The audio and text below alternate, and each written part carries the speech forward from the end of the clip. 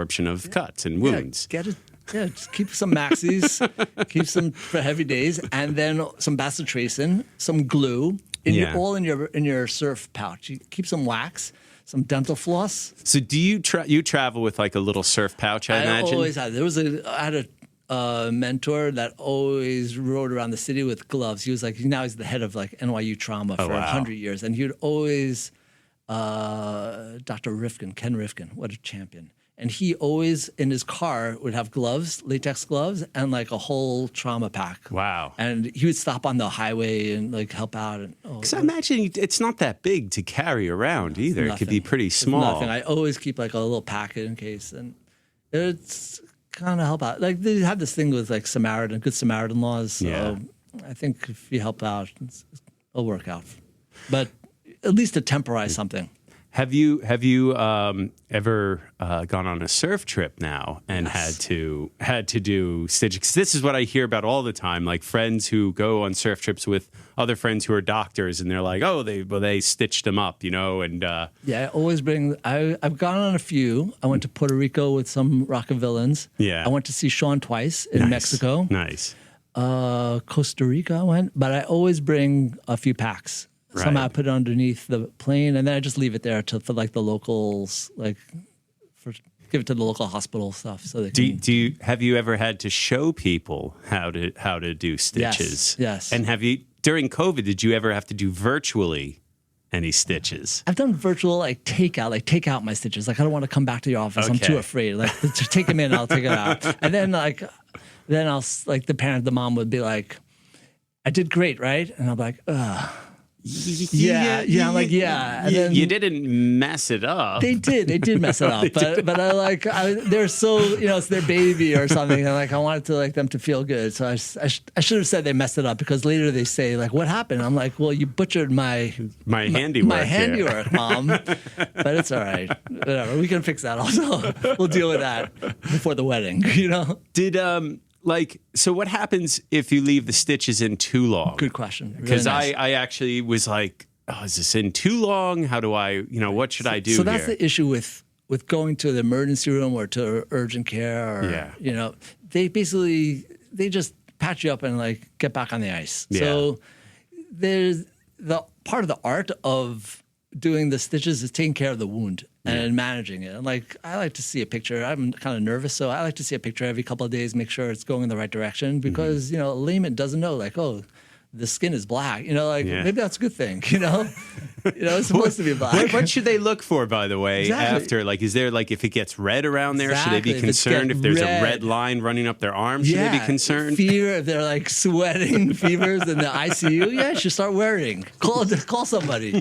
Don't be shy. We need to know before. It'd be less work if you just call. So if there's redness, if it's swollen, if you're having fever, pus, warm, a lot of all that stuff, just call a guy before. Call the doctor, the girl before. We'll take care of it. Yeah. So the question is with the strings. The strings themselves can leave a mark. Yeah. So especially on the face, if you take out the strings too early, the wound can open up. If you leave the strings in too long, they leave those track marks, which are kind of unsightly.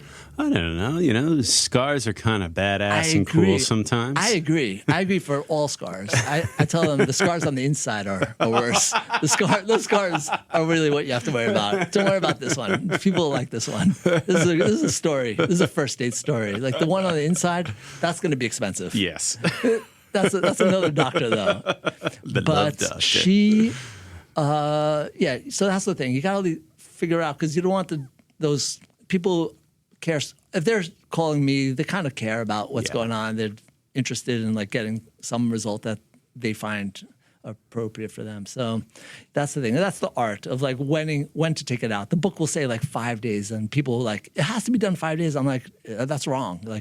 Everyone heals a little differently. Everyone's gonna heal a little differently. A lip cut, you're gonna smile, it's gonna blow open. But a cut on the neck that's not moving, or you're not chewing on a bagel, it's not going anywhere. But the lip is gonna blow open in 4 or 5 days. Right. So that's where the art of the training of knowing how to follow up a wound and what the plan is. So if you're concerned about scars, on your face, get it checked regularly. hands, other body parts that you may not mind a scar, you can be a little bit more relaxed, maybe. You can be relaxed about the wound, correct? But there's nuances to those also. You have to make sure they're deeper structures. They're nerves and tendons. You got to keep an eye out, make sure that the nerves come back. That the nerves come back, follow up, or sometimes even these small cuts are so superficial on the skin, on the fingers, but the nerves are so close. Yeah. So you may think that you have numbness just from the wound and the shock, but there's a real nerve injury. So I have a buddy who's top gun nerve guy. So if you have a question, just call. That's the thing. If you're nervous about it, it's not You're not like lawyers where you charge half hour per call, No, I should, but I should. No, just call. It's easier this way, and it's good. It's good. It's easier this way for everybody. Just fire a text. If there's a question, we'll figure it out. Have you thought about a career in just action sports kind of stitching and just like touring with the WSL or something like that? Dude. Yeah. One night years ago, I sent an email to them. Really? Yeah. Because they had offices here originally. Dirk. Yeah, Dirk Ziffler. You sent an email to Dirk Ziffler. I sent an email to. No way. I sent an email to somewhere to that, and I said, "Here I am. I'm a plastic surgeon. I can help you guys out. Yeah. I don't mind traveling. I can take care of everything. Exactly. You guys will help you out. You don't have to go to the local hospital. We'll do it right at Karamas. Yeah. We'll do it right on the beach." Yeah. Did you hear back? Nothing. Damn. Crickets.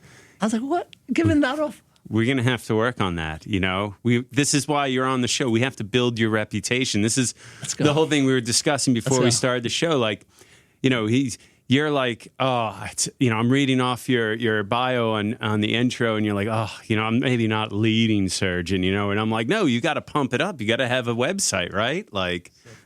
So funny. Yeah. So basically when I started my practice, I didn't have a website, and I was ground and pound. I was really working hard and doing a lot of aesthetic surgery and good times. But I didn't have a website. I thought doctor, he doesn't need a fucking website. Yeah. He's like a doctor. He's not. The insurance companies will just send them to you, right? Something. They'll just fall into your lap. Yeah, it's what do I need a website for? Are people going to pick a doctor on a website? What's that nuts? Well, Yelp, maybe. Yeah, that was pre-Yelp. This is pre-Yelp.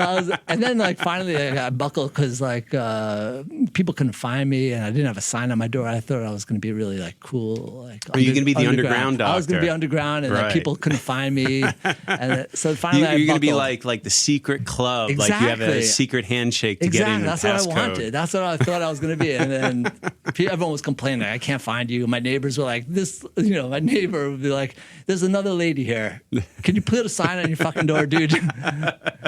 So I put a sign. I got the website. Camille does the websites also. Oh, yeah, she does. there you A go. little plug there. Oh, there you go. She got me here, so I should plug the shit out of her. Yeah, right? Basically, so the question, I had to do a text for the website. Yeah. And I can barely talk English. I slur, mumble. I barely can. English is not my thing. So I had to when you said that when I first met you, you're like, oh, I shouldn't be on the podcast. I can barely speak English, Do you understand me? And then I was like, oh, then where are you from? I thought you were from another country originally. From Five Town. I'm from Long Island. And then you're like, I'm from Five Towns. I'm from Long Island. I'm like, what are you talking about? You can speak English there. Barely. If this airs, you're a genius. And Joe, you're like a fucking work for Bezos. He has the auto crisper. It crisps up your voice a little bit, and then there's it's like auto tuning. I need that, Joe. You need to be a SpaceX. Joe's our engineer here. He's laughing. But so basically, I had to get some text, and back in the day, you couldn't. The board of plastic surgery watched what you wrote. Yeah. And even when I took my boards, they're like, why are you a prestigious plastic surgeon? And I was like, oh shit. I was like, you could be prestigious also. such a pain. They're such jerks. Why are you a leading prestigious? I was like, who's fucking reading that shit? Who said that about you? Exactly. I was like, it's a fucking website. Well, now you can say Tyler Brewer and Swell Season said that about you. Exactly. Come at me now, bro. Now you could post this episode on your website as like promotion. How, so like a lot of people, a lot of doctors actually will pay local news to have segments on them to discuss it. And then they'll repost those segments on their website as if they are some sort of expert. Freaks. People pay that BS anyway. So why not? Why not just say that? No. I just want to hang out with some surfers and chill out. Now you can be like the leading surf stitcher. Camille, could you change the website? Yeah. Leading surf stitcher. Fuck that. Leading. You'll never get business. You'll never get paying business. Fine. That's fine. It's fine. Surf wax. If I need wax in the ocean, I'm covered. I mean, you could probably do residencies at surf camps, I imagine. Yes. There must be some way you could be able to do that. I think I once saw a clip of a guy who's like the surf doctor in one of these, like in Panama or something. He's kind of a ripper.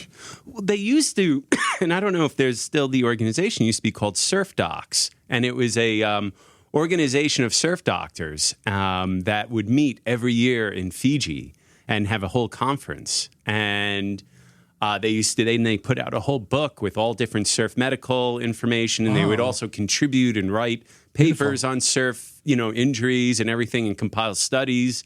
I'm not sure if they're still around or still happening, but might be something to look into. There's also this guy, Dr. Mark Renneker, who's like really well-known doctor in San Francisco who charges big waves and is real meticulous with logging all of his surf and surf history and everything. But he would log his surfs, and rate them and have like empirical evidence of his whole surf career, basically. Love it. Wow.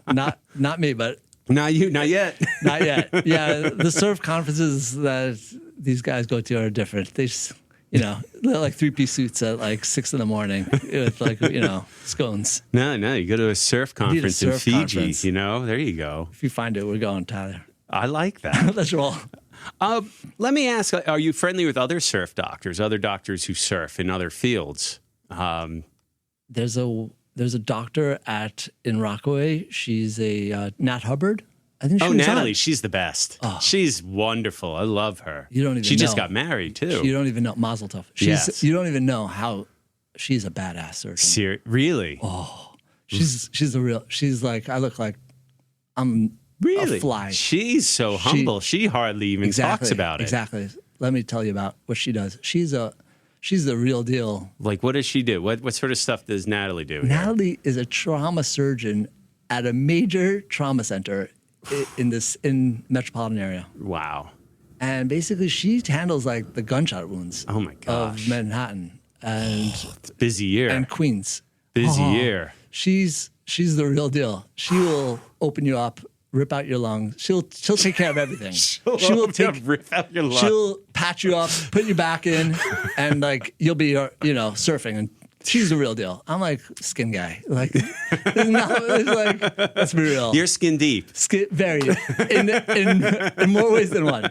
You just keep it light. But like she is. She is like she will stitch your heart up. She will stitch whatever, right? You got if the bullet goes through your spleen, she's got it. Wow. She's the and then she's a good surfer. Yes. She's really stylish. And she's so generous with her time and her husband surfs great. Just what a cool guy too. Like doesn't it do you love it when two great people kind of get together? Like that's all right. Yeah. That's all right. Is there a special someone for you? Do we need to set you up here? No. All good. That's Are you single? Next question.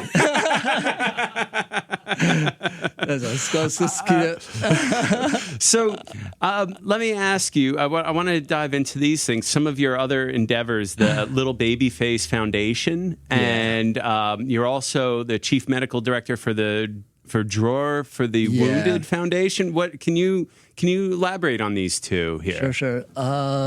Basically, what happened was the reason I got into plastics was because I had some experiences with like my mother was a teacher and she's from Israel by way of Poland, and she would teacher in New York, and she would bring in these wounded soldiers to New York to students, and they would come to Washington and meet the congressman, and they'd get a trip. And they would just kind of like this whole platoon of like wounded soldiers would come through, and